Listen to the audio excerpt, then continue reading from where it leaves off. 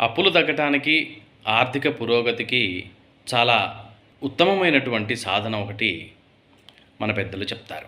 అందులో ముఖ్యమైనటువంటిది ప్రతి మంగళవారము రుణ విమోచన అంగారక స్తోత్రము.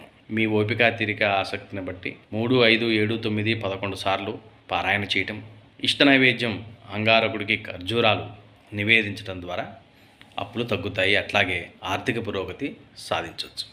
రుణగ్రస్త నరాణాం తు రుణముక్తి కథం భవేత్.